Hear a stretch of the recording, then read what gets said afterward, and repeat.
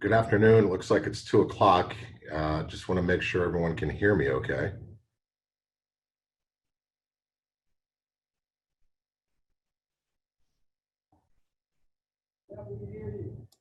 Excellent.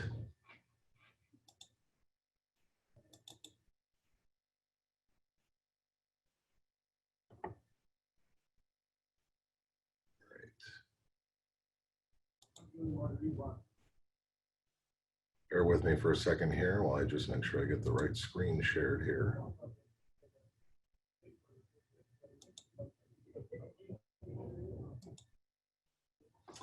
All right, so hopefully everyone can see the PowerPoint presentation that I have up. I'm sure that I'll get some notes or comments. If you can't see that PowerPoint, please don't hold back. Appreciate everyone joining us this afternoon. My name is Jeff White. I am the Vice President of Legal, Human Resources and Operations at the NJCAA.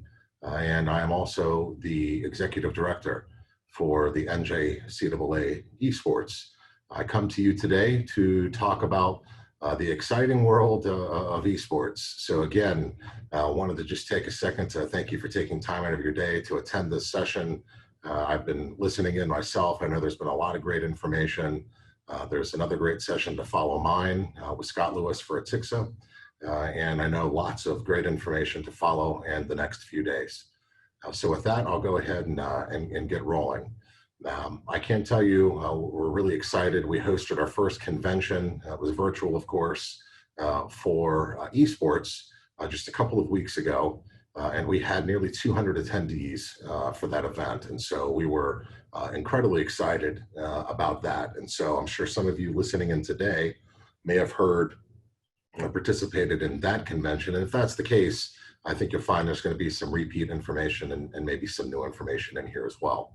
I am going to spend a little bit of time recapping the previous year, highlighting some key partners, sharing some basic compliance and eligibility information, discussing in general the registration process, just name the titles that we're going to be competing in for the upcoming season.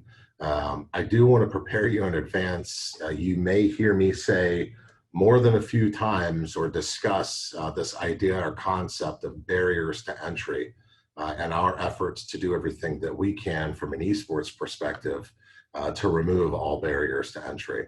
And I do want to throw out there my email address, and it's at the end of the presentation. It's also available on our website, is the letter J, White, at njcaa.org. If you'd like additional information regarding the registration process, game titles, or if you just want to have a conversation about esports, feel free to reach out. I've had countless conversations of that nature over the last several months. And, you know, bear with me for a second, I'm having a tough technical issue here. There we go.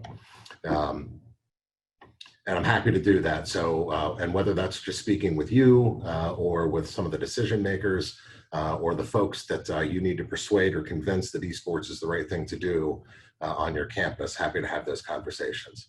So you can see quickly, just got a quick overview. Going to run through what is esports, why should I care, a quick look back at what happened in the past year. I think just as importantly, and probably for many of you, what you're wondering, what the next year holds. Conversation briefly about some key strategic partners of the NJCAA and some of the benefits that they can offer you, and just some quick information on compliance and eligibility. So what is esports and why should I care? Apologize if this is a bit elementary, but I just want to make sure everybody's on the same page. Esports is shorthand, as you can see there, for electronic sports. And so it encompasses all forms of competitive video games played at different skill levels. And so it's all inclusive. It's similar to how traditional sports has different games within it. So for example, football, baseball, basketball, those are all types of traditional sports. And esports, there are game titles that comprise esports. And so it includes school programs and teams, professional leagues, recreational leagues, and everything in between. I know lately we've started to see the growth of recreational leagues, adult recreational leagues, similar to softball and bowling. And in most cities, I know Charlotte I would count in that category, as well as Columbus, Ohio. Those are two cities I know from firsthand experience have restaurant and bar grill type settings that are also video game themed. And so it's starting to pervade most of what we do and what we see on a daily life. And for a lot of us, myself included, I grew up playing traditional sports by day and video games by night. Certainly never at a competitive way, but nonetheless playing those games. So what are some of the benefits of esports? Well, it offers many of the same benefits as traditional sports. It provides an opportunity for engagement with campus life outside of academics. And I think at this point, and frankly, I'm guessing this is part of the reason why some of you are sitting in on this session. In light of COVID, the importance of engagement is at an all-time high. I mean, student engagement is already a primary goal and something that all administrators participate in. I know when I was at one of the member institutions, it was made very clear to me by our president that everyone was responsible for recruitment. Everyone was responsible for engagement. And so, the campus experience, so to speak. Excuse me. So that's certainly no different now with a lot of campuses going to remote learning, opportunities to keep those students engaged. And I'm sure that I'll end up saying this more than once, but I'll say it now. One of the primary focuses when the NJCAA was created was to ensure that the one primary barrier to entry, the most significant barrier that we wanted to remove was accessibility.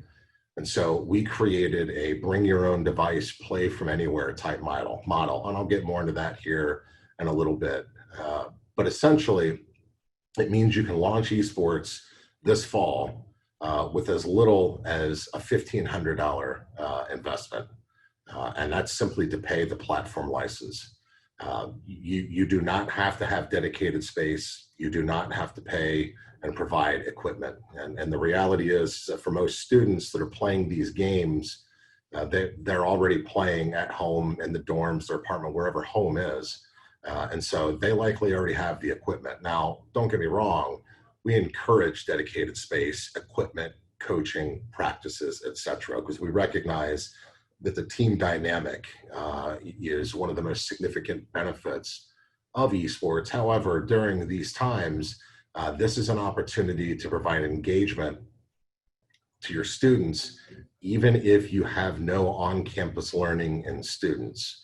And again, I know the effort that I can imagine the effort everyone's putting in to finding ways not only to keep their athletics departments engaged, but I'm sure all across your campus, student life, res life, whatever you call it, and administrators everywhere in between are doing everything they can to find ways to keep those students engaged. And so that's certainly something that we want to make sure that we're assisting with. Another benefit of esports is recruiting on a larger scale. So one of our strategic partners that I'll talk about here in a little bit is Generation Esports. They're formerly the High School Esports League. They are the preeminent high school esports league. They've been around for several years. They have over 3,000 high schools in their membership. Through that partnership, we will create a stronger connective tissue between high schools and community colleges. And so this not only means that I'm sure most of the folks on this call and the states that you're in, you have dual enrollment programs where you likely already have high school students either on your campus, pre-COVID, or now taking online courses. But I think if in my experience and the statistics that I've read, many of those students don't necessarily matriculate to the 2-year school, they go to the 4-year school. Through esports, we believe we can create that stronger connective tissue for that student, and some sense of belonging and association with the esports program, so that it makes more sense for them to transition to the 2-year school first and then on to the 4-year school, in light of the focus on the cost of higher education. And certainly I can tell you, as a parent who had a daughter that finished high school just 1 semester short of an associate's degree, despite my pleading with her to go to the community college to finish there first, if nothing else, to reduce the cost and the burden on me, that was just something that was out of the question for her. And so, but part of that was the community college that she was taking classes at, she had no sense of belonging or no connection to that institution other than it being a place where she took courses. And so we believe that not only that group, we can create a stronger partnership there and create a greater likelihood that those students would matriculate to the 2-year path, but just as importantly, all those students that aren't necessarily going to school, and students that are going to school, but then aren't necessarily, that aren't, the institution's not retaining. And I oftentimes, refer to, for me, what is the paramount importance, recruiting, retention, and completion. I mean, that's what this is about. It's our opportunity, because it's mutually beneficial both for the school and for the student, to recruit students, find ways to keep them engaged so that they retain and persist, and then ultimately complete at the institution. And certainly that model, when we talk about revenue generation, whether your school sits in a state that is based on a state funding model that's built around completion, or one that's built on enrollment, our focus, of course, from that perspective, is to satisfy both ends. But certainly for students, the benefit there is to get them to the finish line. Another benefit, as I mentioned, is additional sponsorship and revenue generation opportunities. It is a way to, as I've mentioned, a way to engage with campus life outside of academics. That's always important. I think all of us on this in this meeting know that an engaged student is a student that completes. You have additional opportunities. If you have an esports venue on your campus, you can provide a location for local high schools and clubs to host events, competitions, recruiting events, all sorts of other opportunities that, of course, will drive traffic and revenue for the institution, create some greater interest. And it's a new area of brand partnerships and sponsorship revenues that may also come your way. So esports and academia, there's obviously a strong connection between esports and the academic curriculum that is already on your campus. I'm really excited to share that we are the only collegiate esports association with the STEM.org accreditation. And so if you're wondering what that is, if you've ever seen, for those of you that are on in the meeting, you may have seen toys that have that STEM.org accreditation. Essentially, there's a somewhat rigorous process that you have to go through with the STEM.org group, and they essentially evaluate the value that your product, program, whatever it may be, lends to STEM education and STEM principles. And certainly we went through that process with the goal of facilitating a connection between our member schools with local high schools, some of whom already have the certification. And you can find all of the schools through STEM.org that have this certification. And our goal is really to develop ties with academic programs, as well as esports programs, because again, it's not just about playing the games. It's about what's happening in the classroom. It's about what's happening post-graduation. And so generally the esports gaming population at high school and college level interested in STEM is proportionally larger than the regular student population. And I don't think I'm saying anything there that people don't already know. Many of our current members already offer programs in network security, network administration, coding, programming, etc. And all of those, most of those members, there's already a strong relationship with their esports programs.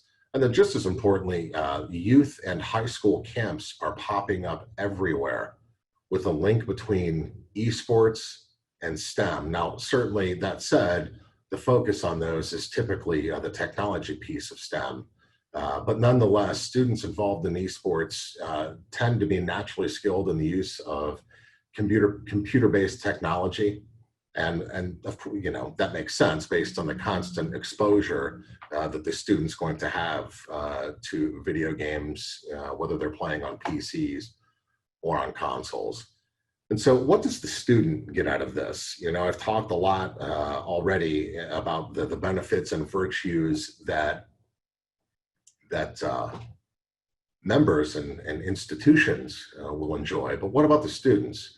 Well, in general, I would say everything traditional sports teaches. So teamwork, coordination, communication, leadership, strategic mindset, dealing with adversity, managing success and failure, you know, understanding what it means to represent something or someone other than yourself. And I don't mean to suggest that you know, they're otherwise selfish. I only mean to say that sometimes having that shield on your chest or that crest on your chest, so to speak, you know, it means something different. And oftentimes when you hear college athletes talk about, especially those that transition into the professional ranks, when you hear them talk about what they loved so much about their college experience, is their discussion about it's about the team.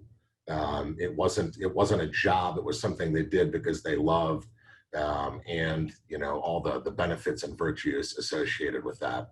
I'd also say that it certainly has the potential to bring students who may not otherwise be in the fold, so to speak, into the fold, get them, you know, the old stereotype or saying was that kids playing video games were in the basements or in their bedrooms, and this, you know, this gets them on the campus if you've got dedicated space playing with other like-minded individuals. And again, not to belabor the point, but an engaged student is one that completes. And I'm sure each one of you can tell a story about a student that you've either met or heard of that went to you know, a youth camp, whether a traditional sports camp or any kind of camp, and made a friend or two at that camp, and then you go back to that camp every year. Or if it's, you know, I recall going to sports camps growing up and going to several at Ohio State or excuse me, the Ohio State, and having some of those and you know, making it a point to go to that school because you knew friends that were already going there. And then the other piece I'd say is there's an opportunity to win prizes, have fun, be a part of the campus community. And this is the part that I think that is important eventually, that we're taking steps to better educate parents to earn scholarships and other educational aid. It's certainly an incentive to stay in school and provide you with a more marketable background to find a job, which, you know, at the end of the day is ultimately why most students should be going to school. I realize, and present company included, most people, I know from my experience, I didn't think about college. This is going to sound kind of ridiculous to say, but I didn't think about college as an opportunity. You know, I wasn't going there to find a job, to be prepared to get a job afterwards. It's just what you were supposed to do. And I went, and then I finished and looked around and said, oh, I guess I'm supposed to get a job now. So this certainly will support in those efforts. And notice I did say opportunity to win prizes, and I'll touch upon this here briefly in a bit, but there is no amateurism requirement for, sorry, just one second, there we go. there is no amateurism requirement for the NJCAA. And so we launched in the fall of 2019 in August. We determined that it was primarily because of the issue of amateurism that it was necessary to create a separate legal entity. And so I'd say, if I recall correctly, it was sometime in July of 2019, we received official word from the North Carolina Secretary of State that the legal entity had been formed. About 3 weeks after that, we actually started the registration process for the upcoming season. Registration lasted about 3 weeks. So literally 3 weeks after, 6 total weeks after the entity was created, we started competition. We had 89 students and 12 schools participate in that first semester. And so those are numbers that we were really excited by. And it certainly lends itself or speaks to the power of the NJCAA brand. And I realize that I'm preaching literally to the choir on with this audience, because you're all members. And so each of you knows the great legacy and history and credibility associated with the NJCAA. And so we recognized that we are the natural selection for 2-year esports. And so we were very excited. We competed in Madden, and the winner of that event was Joshua Brandon from Hines Community College. We had a Super Smash Brothers singles event, and the champion for that event was Chance Hockett from Centralia College. Centralia is one of the few members at this point that we have that's actually not an NJCAA member. And we had Rocket League. USC Sumter won that event, and it was Adam Saud, Dominic Alexander, and Kelvin Keller were the winners for that inaugural, that first semester. And so we were incredibly excited about what spring 2020 held. And the growth that we saw was phenomenal. We had 397 students and 27 teams participate in the spring of 2020. We had FIFA, and that was won by Gasper Vadoya at Snow College. We did have Smash Doubles we added for this semester, and that was won by Christopher Long and Adrian Espinal at Northern Essex Community College. We had Smash Singles, and that was won by David Rapinski at Ocean County College. Rocket League once again, and that was won by Northern Essex Community College, and that was Christian Bova, Eric Datillo, Jason McDonald, and Edwin Guzman. And we also added Overwatch for the fall, and Centralia College won that event as well. And that was Blake Davis, Jared Lilly, Joshua Dyson, Jaden Souders, Jonathan Hewitt, Gabriel Bustos, and Gabriel Lewis were the winners of that event. And so again, 397 students and 27 teams in the course of in just our second semester. When you compare our growth to other esports associations and that period of time, it's not even close. And frankly, we had 43 teams that actually registered, but many of them said, well, we've already registered with another association, because by the time we heard that you guys were going to be doing this, we had already signed up with this other one, so we're not going to compete this year. So we were thrilled with that kind of growth, and frankly, prior to COVID, fully expected by no later than our fourth semester, possibly as even as our third semester, which would have been this fall, to have been up already over triple digits, to already have over 100 members. That's still possible, and I'll have some additional information to share here in a little bit regarding that. At this point, I'd say the low water expectation is 75. And so again, with the kind of growth that we're seeing, we're very excited. And we recognize that COVID is sort of cutting both in two different ways. First, it obviously goes without saying, especially for those campuses that have residence life, if you don't have people filling your dorms, that's a substantial revenue hit, and we get that. And so for those sorts of institutions, or anyone that experiences any kind of decline in enrollment, there's another revenue hit. And so obviously extracurriculars, we recognize that there might not be the resources that had initially been anticipated to commit to esports. They may not now be available. The flip side to that is, and this is really what I was hitting on at the beginning of the presentation, is I don't know that there's a better time ever than now to start esports, because there is such a void in engagement. And it's another opportunity, it's another recruiting opportunity that you can use. And frankly, with a lot of the titles that we offer, even for your traditional sports athletes, I'm willing to guess that a large majority of them are already playing video games of some type in their free time. And so this, you know, for those coaches and administrators that are still trying to think of ways to keep your players engaged, this is an opportunity to do that through esports, because you can still have practices, you can still meet with you know, the individuals. So to be clear, I'm not saying that because you have a Madden team through esports, that doesn't mean that your football team can then practice and you can call it Madden practice.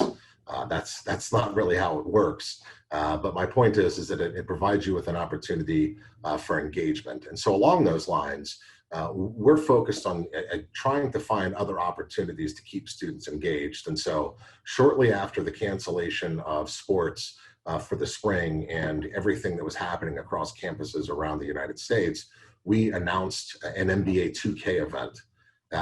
And the event was held in April 2020. And it was really, truly just about student engagement. We opened it up. You didn't have to be an NJCAA member. And I want to really make sure to recognize eFuse and iBuyPower. Those are two groups that I'll talk about here in just a little bit. For that one event, we actually gave away a $2,500 scholarship, a $2,000 scholarship, an iBuyPower gaming PC, a top-of-the-line gaming PC, and a gaming chair for that one event. And so it was a great success. First place was Amaya Yancey. Second place was Joseph Chase. Third place was Christopher Richardson. And fourth place was Turner Mann. And again, it was comprised of all two-year schools, and some within the association and some outside of the association.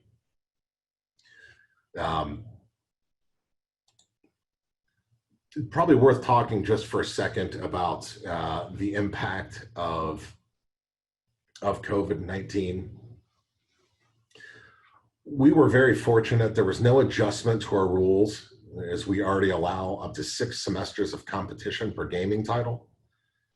And so from our perspective, those that withdrew, you know, they weren't going to be charged more or less with a semester of eligibility, but with 6 semesters per gaming title, we believe that that's already a substantial amount of time to allow students the opportunity to participate.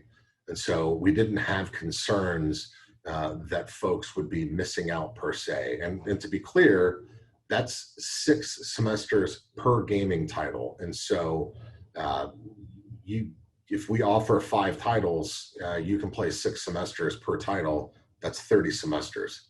Now, I like to think that from a financial aid perspective, you would run out of aid long before your 30 semesters is up. But our focus was this: if there was something that we could offer our members and the students that keeps them in touch and ingrained in the fabric of the institution, then we wanted to make sure that we were able to do that. And certainly there are a lot of assumptions that go into that, related to the relationship and the conduct of the student and the institution, which we don't have to get into now. But all this to say, our focus was on making sure that there was an opportunity for them to participate. And so we did have just a little bit of turnover. We had 12 players drop out of Smash singles, which left us with 67 players. We had 4 teams drop out of the doubles, which left us with 22 teams. We had 8 players drop out of FIFA, which left us with 25. Rocket League teams, just 2 dropped out, and Overwatch teams, just 2 dropped out. And so again, that's not necessarily important or significant for right now, but I just wanted to make sure that you were aware that our rules support the opportunity to play from anywhere, and we saw the returns on that. So I think this is probably the information that some of you are very interested in seeing, so I'll just jump right into this. And the game titles that we're offering for fall 2020, some of you may have heard of Valorant, but we have Valorant on the PC. We have CSGO on the PC. We have Hearthstone on the PC. Overwatch on the PC. And if you're sitting there wondering, why isn't this on the PowerPoint? Why isn't he sharing this with us? Please, I'm happy to share the information with you. If you just shoot me a note, or if you put a comment in, if you submit a comment, I'm sure someone on the team here can make note of that. And I'll make sure that you get the registration information so that you have everything at your disposal. We have Smash Brothers on the Switch, Madden on the PS4, Rainbow Six on the PC, and Rocket League on the PC. Now, I will say this, for those of you, cross-platform simply means that there are some games that can be played on the Xbox, some that can be played on the PC. Excuse me, if a game is cross-platform, it can be played on the Xbox, the PlayStation, and the PC, or some combination thereof. And so that's what we mean by cross-platform games. And we are toying around with the idea of supporting this cross-platform approach. I see a lot of questions are flying in. Let me see if I can see some of those. Yes, I can restate those real quick. So we've got Valorant on the PC, CSGO on the PC, Hearthstone on the PC, Overwatch on the PC, Super Smash Brothers on the Switch, Madden 2020 on the PS4, Rainbow Six on the PC, and Rocket League on the PC. And I saw another question that's a very good one. Can you participate in just one game? Absolutely. You can piecemeal this any way you'd like. And I'll address that in just a second when I go to the registration process. But I do want to say we are continuing to work on adding additional titles. One, of course, that even for people that don't know games, they've probably heard of League of Legends, because I think a couple of years ago there was a 14-year-old that won several $1 million playing that game. We are in conversations with them, and there is still the possibility that it could be available for the fall. But one note that I want to make sure to share, we know all too well the importance, and understand and appreciate the importance of administrators, your ability to plan in advance and to recruit in advance. And so we recognize that you need to know as far out as possible what games we're offering and when we're offering them, because if you don't know that, it's very difficult to plan, right? And so we're doing everything we can, and that's one of the reasons why we're so excited about our partnership with Generation Esports, or Gen E for short.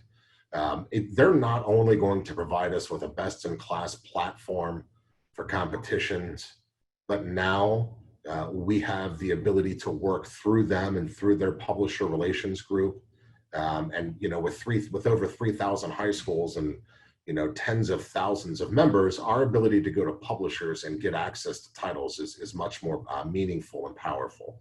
And just as importantly, we're now going to be able to align or create a recruiting pipeline and a more seamless transition, as I'd mentioned earlier, and the opportunity to have recruiting events, dual competitions, lots of other exciting opportunities and ideas. And we have and it's not something I'll necessarily talk much about today, but we do plan on having LAN events.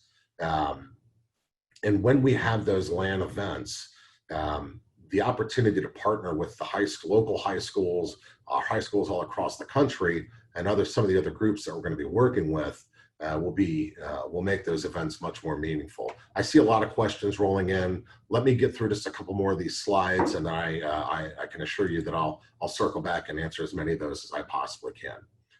The registration process, it's probably best. So I'm going to say this, but it's not as complicated as it sounds. It's sort of a three-part process. And so what I mean by that is the first step is to register your school. And that is open now. And it's very simple.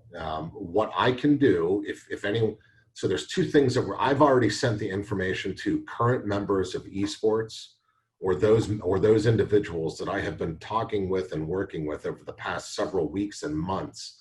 They've already received the registration information.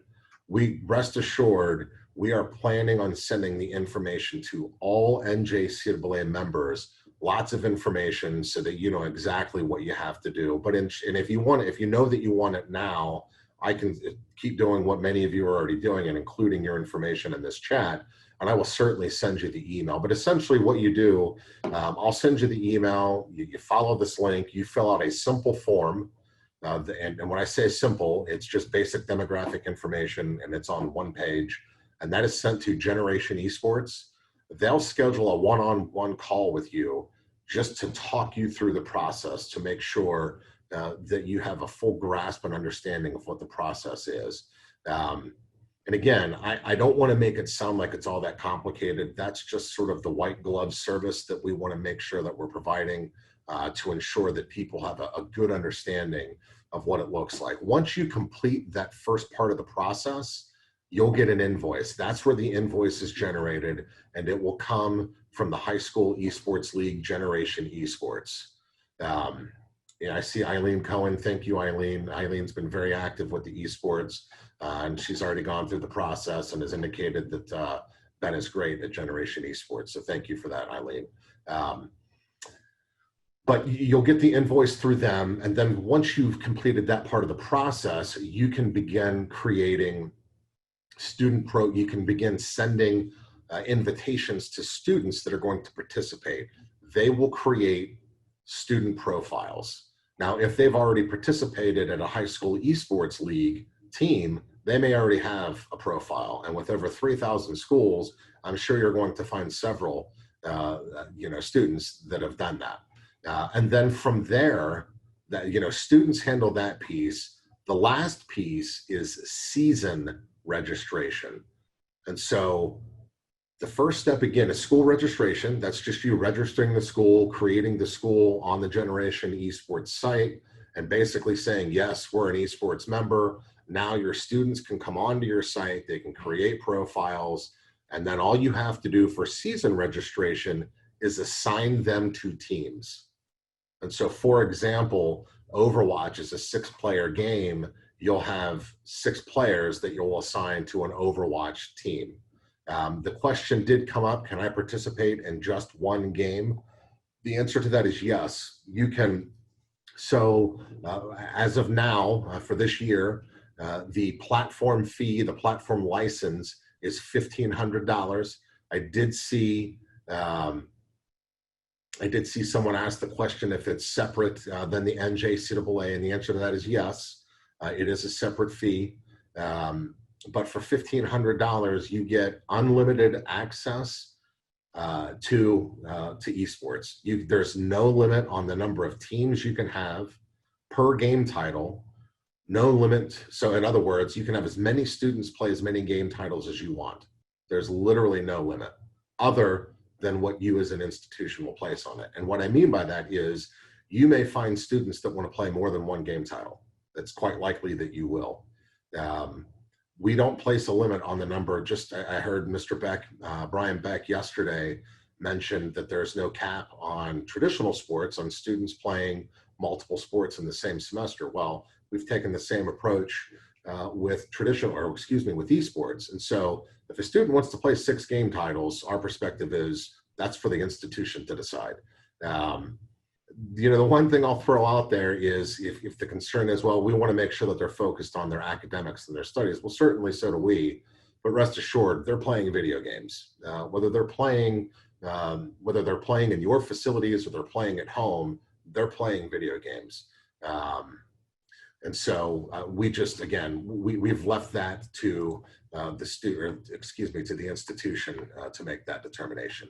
So competition for the fall. The regular season begins on September 21st. So again, I apologize. I didn't know if I stated this.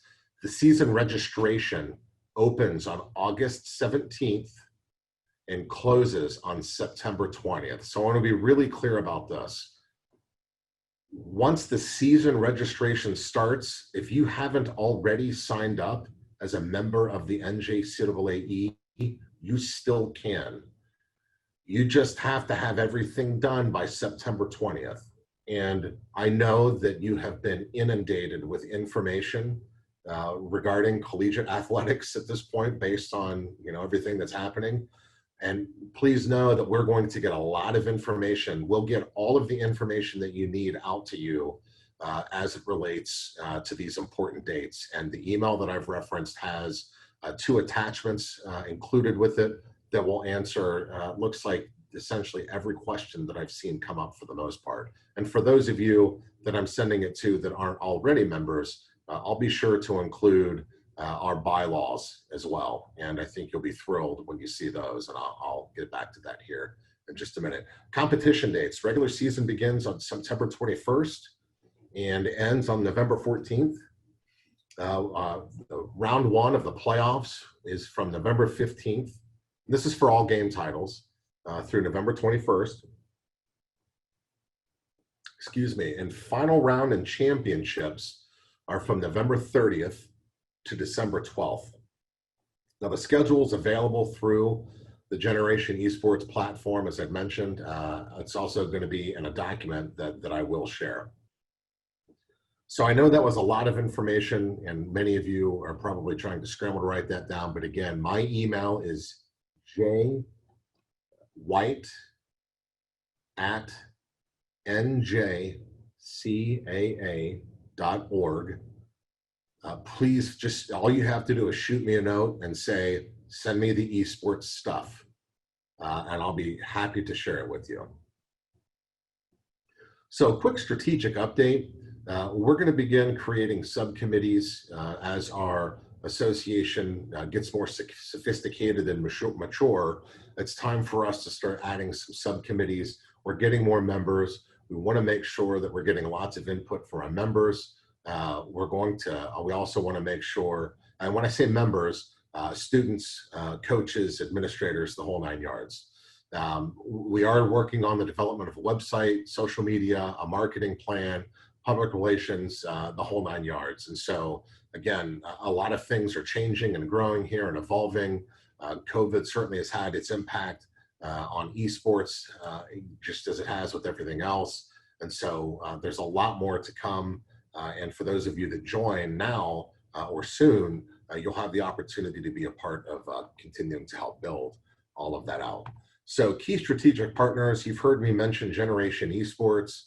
They are a platform provider and a primary key strategic partner in all the things that we're doing. I saw a question just pop up on numbers on female participation. That's one of the benefits of working with Generation Esports is through their platform, our ability to collect demographic information, to track what we're doing from an equity and inclusion standpoint, which is something for me that is, I think as it is for most, is something that's very important and something near and dear to my heart, something that I've been doing professionally for a number of years. There's another group here in Charlotte, and I'll just say generally, that's focused on women in esports, and that's a group that we will be working with quite a bit. NJCAA is the National Association of Esports Coaches and Directors, and it is, I guess I would liken it to sort of like a NADCA, or something along those lines. It's an esports association that's focused on education and professional development for coaches and for the members. And so we're really excited about a partnership with them. And, to be clear, there's a lot more specific information I can share with these, and I'm happy to do that. But in the interest of time, I can't possibly get through all those today. eFuse is a group that we're working with. I mentioned them earlier. Not only do they assist with prizing, but more importantly, they're a professional development tool for students. I encourage all of you to check out eFuse. It's essentially like LinkedIn for gaming, but it's not just for folks that want to be a professional gamer. And it's not just like LinkedIn, so to speak. They also are going to offer professional development opportunities and have a learning portal for their students. Ultimately, I shared that in my, prior to coming to the NJCAA, I served as a vice president at one of the member institutions. And I, as most of you do, wore many hats. And a couple of those hats were athletics, student services, the career center, the career services or the career center, and also responsibilities in working and supporting the academic efforts of the institution. And so for me, finding strategic partners that can help create a bridge and additional tools for those career services offices and for academic or program managers as they're building academic programs to have a source of jobs that is directly linked to esports as just another tool that they can use as they're helping students with postgraduate opportunities, and as academic or program managers are building those academic programs, if they can find key strategic partners, employers to help build those programs, whether it's to provide professional opportunities, equipment, to help identify the skills gap, the knowledge gap, whatever that is, eFuse is going to go a long way in helping bridge that gap. And I mentioned iBuyPower as well. For those of you that are in the know as it relates to gaming, iBuyPower is a name you know very well. For those of you that don't, iBuyPower is synonymous with quality. And so, in full candor, we've certainly heard that sometimes price point is an issue for members. We understand that. And so iBuyPower is well aware of that, and I can facilitate a conversation between any member and connect you with iBuyPower to make sure that you can have those conversations. I do also quickly want to mention two other groups. One being Metactics. Metactics is a group that offers many services, but for us, a primary interest is physical build-outs. So we recognize that many institutions don't necessarily have dedicated space for esports. And so what Metactics does is they can work with you on either retrofitting existing space, they can do new design, new build. There's nothing that they can't do. And we're talking not just about the physical space and what you see in terms of equipment and structures, but also the IT piece, the wiring. I mean, as many of you probably already know, you can spend $2,000 on a gaming PC, but if your network can't support the processor, then it's just not going to do you any good. This is a team that can come in and help you. And certainly, many of you are probably thinking your IT team can help with that as well. And you're probably right, but Metactics can certainly help take that to the next level. The last one I wanted to mention briefly is Uni Esports. Uni Esports is really a data collection organization that also helps institutions identify interest on their campus and build esports programs. So if you're on this call wondering, well, I don't even know if there's interest on our campus, Uni Esports can assist you with surveying your campus. Of course, they design, build, and analyze all the results and then report that back. And for those of you that were on the convention, you saw them give a little bit of a presentation, present on a survey that we have done for our association. So compliance and eligibility information, just real quick, we focused on simplicity. It's an audit-based system. So as of right now, there is no requirement that members submit anything unless you are audited. And if you are audited, um, it's pretty straightforward because our other focus was on accessibility. So the only requirement for a new student is that they be enrolled for at least 12 hours. So they need only be a full-time student on your campus. So if they've never participated before in esports and it's their first semester on your campus, they need only be enrolled in 12 hours. So all that to say, they might have a GED, they might have a high school diploma, or maybe they don't. Maybe your campus allows them on under some other kind of program. That, again, for us, it was about accessibility. So all that said, from the simplicity perspective, the audit-based system, the only requirement is that you maintain an audit-ready file. So whatever it is that you're using to verify eligibility, you must keep on hand. And if you are audited, present that upon request. That's it. For transferring or returning students, that's 12 credit hours and a 2.0 the previous semester. And we are likely, it was pointed out on our last call, and it was, during the seminar, and it was already something we were working on. An exception for students with learning disabilities is likely for the fall. There is no accumulation requirement. And, going back to simplicity, we intentionally wrote these rules as simple as possible because, again, for us, it's about accessibility. It's about removing barriers to entry.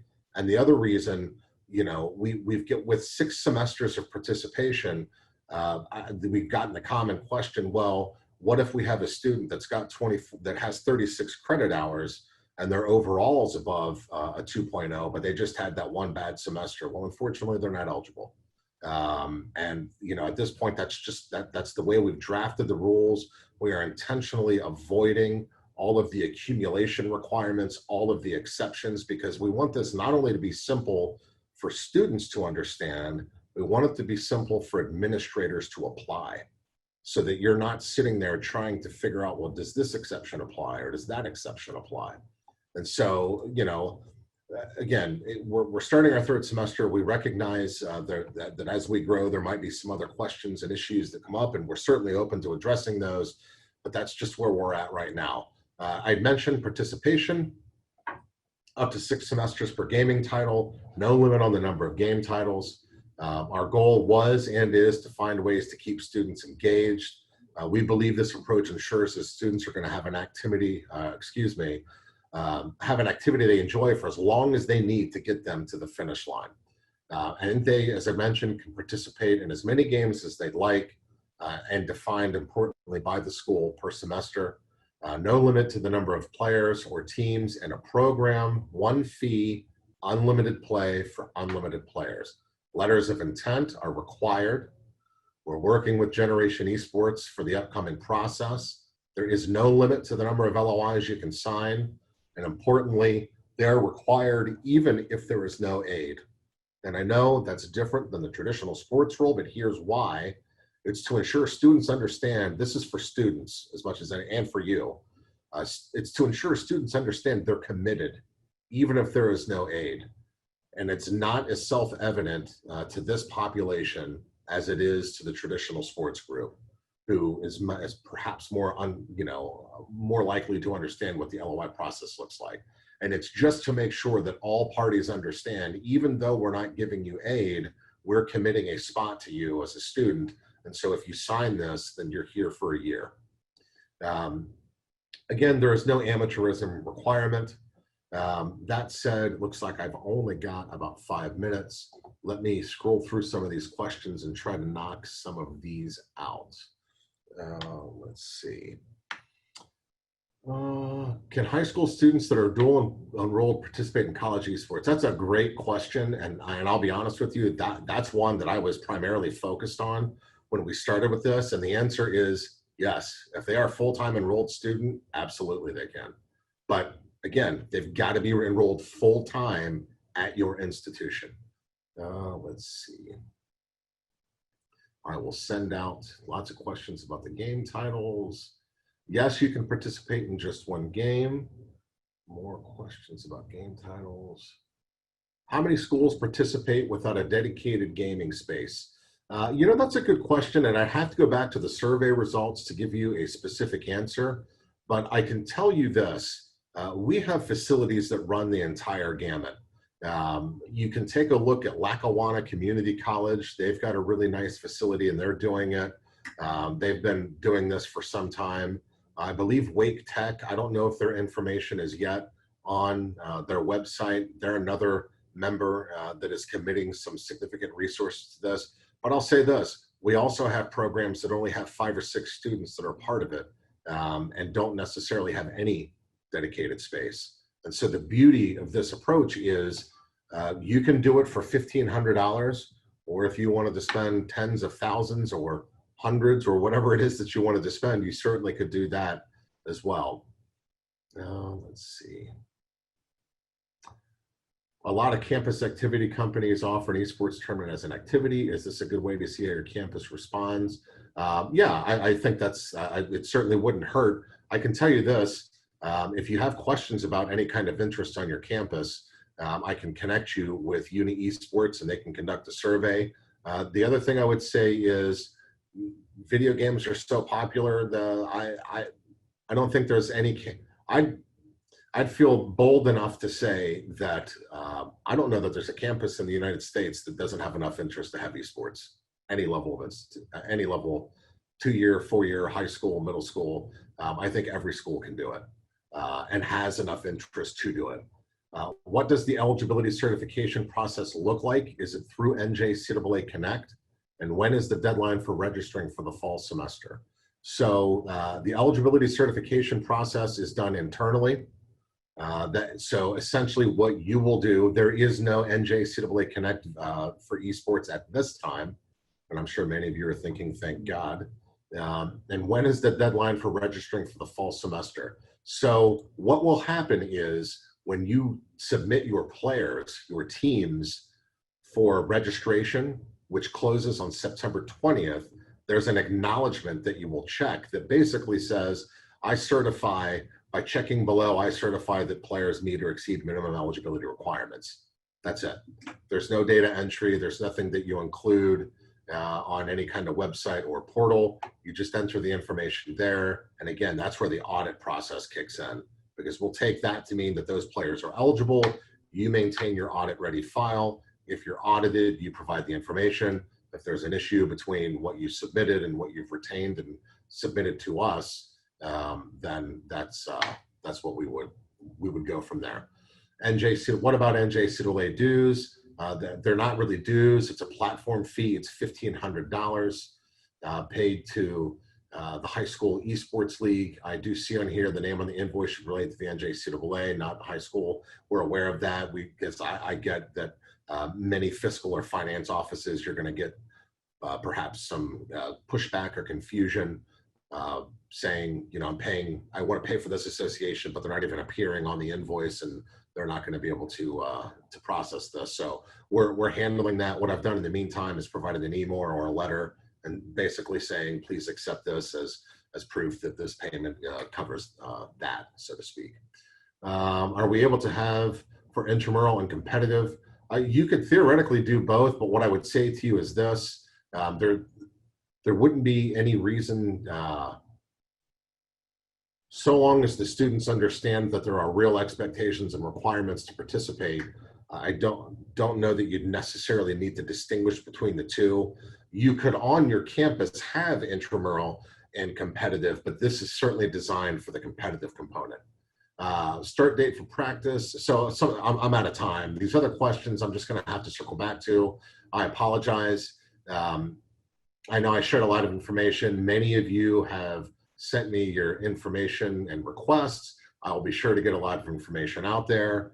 And I think that's all the time I have. Mackenzie, is there anyone else? Is there a moderator on here? Yes, we are out of time for this session. I will go ahead and end this session, and then we will be able to start the next session of the summer seminar, which is a TICSA and Title IX introduction. Great.